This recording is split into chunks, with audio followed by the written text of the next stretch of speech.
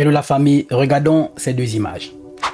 Celle du président Paul Biya, sous la pluie avec un sachet à la tête pour se protéger. Et celle-là, du président Emmanuel Macron, son homologue, à l'abri, à la tribune d'honneur. Ces deux images sont toutes celles de la cérémonie d'ouverture des Jeux Olympiques Paris 2024.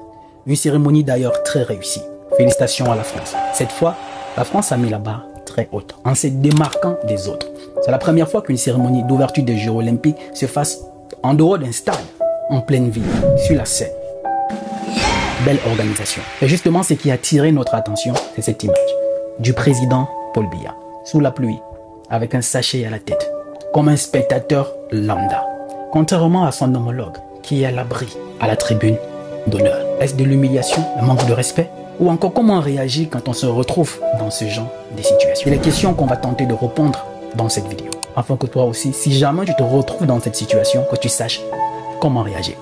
Si c'est la première fois que tu me découvres, je m'appelle Roland Campbell. Depuis plus de 5 ans déjà, nous créons des contenus positifs et inspirants sur des réseaux sociaux. Et en privé, nous accompagnons des centaines de personnes à retrouver leur équilibre social, mais surtout à prendre le contrôle sur toutes les situations aussi difficiles qu'elles peuvent rencontrer sur leur chemin. Si tu n'es pas encore abonné, je t'invite de le faire parce que ici, tu ne vas surtout pas le regretter. Alors si tu es gentil, laisse-moi ton pouce bleu. Si tu es beaucoup trop gentil, partage cette vidéo autour de toi. Je te dis déjà, merci de l'avoir fait. Alors comme je disais, derrière cette image du président Paul Biya, sous la pluie, avec un sachet à la tête, est-ce de l'humiliation, du manque de respect? Est-ce que le président Emmanuel Macron a encore fait du Macron, qui consiste à humilier certains dirigeants africains?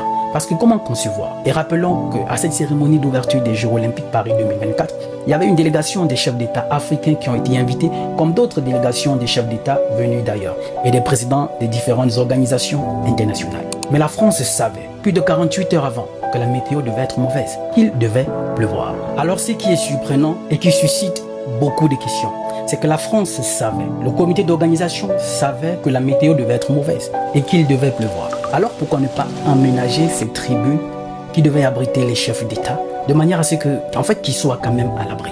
Parce que le président de la République, Emmanuel Macron, ou encore avec ses invités, le président du CEO, tous étaient à l'abri, à la tribune d'honneur. Et pourquoi une tribune n'a pas été réaménagée pour cette délégation-là? Sachant que ce sont des présidents de la République, malgré le reproche qu'on peut leur faire dans leur pays, ils se déplacent avec le statut de chef d'État. Et c'est en qualité de chef d'État qu'ils ont été invités. Alors ce sont des invités d'honneur. Pourquoi ne sont-ils pas à la tribune d'honneur? Ou encore pourquoi leur tribune d'honneur n'était pas à l'abri, n'avait pas une protection contre la pluie?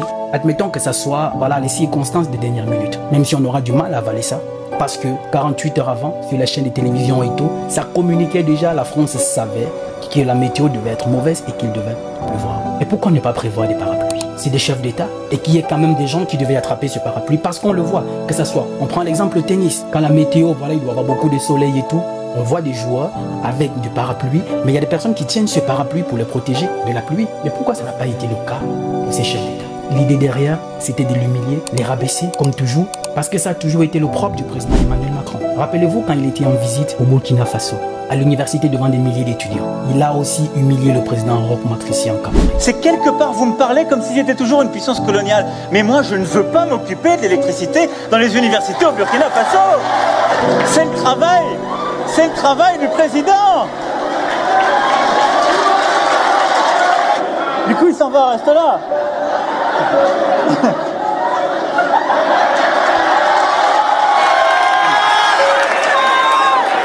Du coup, il est parti réparer la climatisation.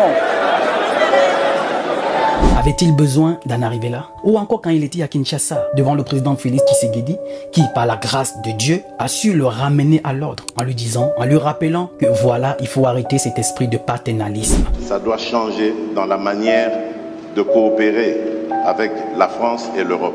Regardez-nous autrement, en nous respectant, en nous considérant comme de vrais partenaires, et non pas toujours avec un regard paternaliste, avec l'idée de toujours savoir ce qu'il faut pour nous, et non pas pour... Est-ce que le président Macron, en laissant ces présidents-là dans ces tribunes qui n'étaient pas protégées, où ils devaient tous se mouiller, ou encore pour les humilier davantage, on leur donne un sachet à la tête, comme tous les spectateurs qui étaient là? C'était vraiment, l'objectif derrière, c'était vraiment de les humilier ou de les rabaisser. La question aussi qu'on se pose, et c'est justement où on arrive dans la deuxième partie de cette vidéo, comment réagir quand on est face à ce manque de respect. Les dirigeants africains se déplacent toujours avec une délégation. Je crois que le président Paul Biya se déplace toujours avec une délégation. Il a une forte délégation qui l'accompagne, sa garde rapprochée, son chef de protocole et tout.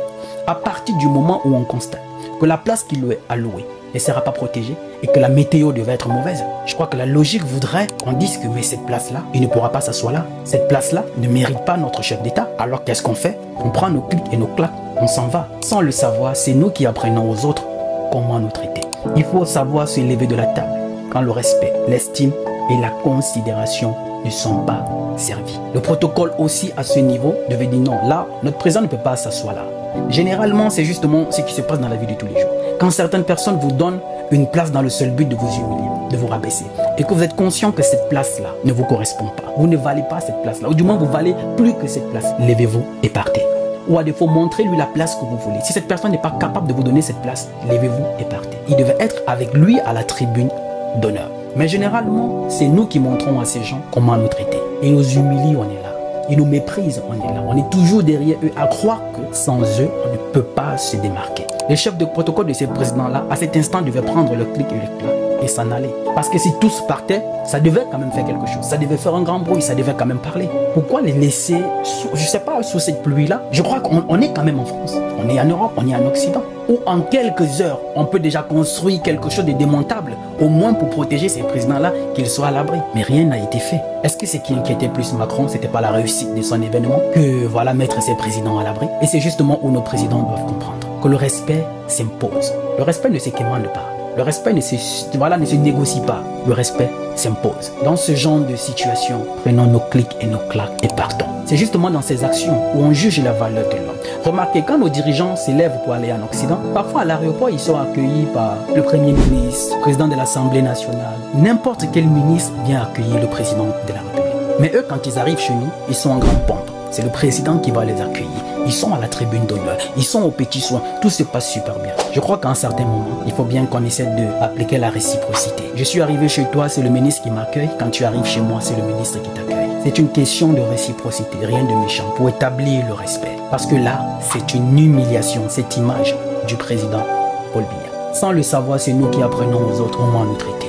Il faut savoir se lever de la table quand le respect, l'estime et la considération ne sont pas servis. Parce que dans cette image, ce n'est pas possible. Ce n'est pas réalisable. Nous sommes au 21e siècle. À un certain moment, il y a un minimum de respect qu'il faut accorder à certaines personnes. Mais là, on se rend compte que le président Macron, comme pour habitude, il a encore fait du Macron. Comment concevoir que le chef de l'État, président du Cameroun, il est sous la pluie avec un sachet à la tête, comme les simples spectateurs, parce que les simples spectateurs aussi avaient des sachets à la tête pour se protéger. Mais lui, il était à la tribune d'honneur. Pourtant, ce sont ses homologues. Tous sont des homologues. Alors, il faut le traitement qui va avec le rang de la personne. Il faut bien que nos dirigeants apprennent quand même à se respecter. Parce que sans le savoir, c'est eux qui montrent à ces gens-là comment les traiter. S'ils imposent un certain respect, je crois que le fusil changera du pôle. Et voilà pourquoi ces trois dirigeants de l'Alliance des États du Sahel ont une façon différente de penser. On vous traitera de la même façon dont vous nous traitez. Ce qui fait que si vous ne voulez pas qu'on vous traite d'une certaine façon, alors ne traitez pas les autres de cette façon-là. La famille, je voulais partager avec vous cette image qui a fait le tour des réseaux sociaux, qui est assez frustrante. Et pour ceux qui ne connaissent pas, c'est le président du Cameroun, le président Paul Biya, âgé de 91 ans, qui est au pouvoir depuis 42 ans, contesté par certains au Cameroun, adulé par les autres. Mais 2025 sera une année décisive pour des millions de Camerounais qui sont appelés aux urnes pour décider s'ils vont redonner la destinée de leur pays au président Paul Biya, âgé de 91 ans, et à la fin de son prochain mandat, il aura déjà 98 ans, ou ils vont décider tout simplement de dire trop, c'est trop, il faut passer à autre chose. Alors la famille, dites-nous ce que vous en pensez en commentaire. Pour le président Macron, c'était de l'humiliation, du manque de respect, une erreur du protocole d'organisation. Laissez-moi votre avis en commentaire, je me ferai le plaisir de vous lire. Mais sans le savoir, c'est nous qui apprenons aux gens comment nous traiter. À partir du moment où tu es assis sur une table, où il n'y a pas de respect, d'estime et de considération, lève-toi, claque la porte et pars. Ils se souviendront de toi. Le respect ne se négocie pas, il ne se commande pas, il s'impose. Il n'est jamais trop tard pour recommencer, parce que le rêve n'a pas de date d'expiration. Je suis Roland Campbell, ton frère. Salut.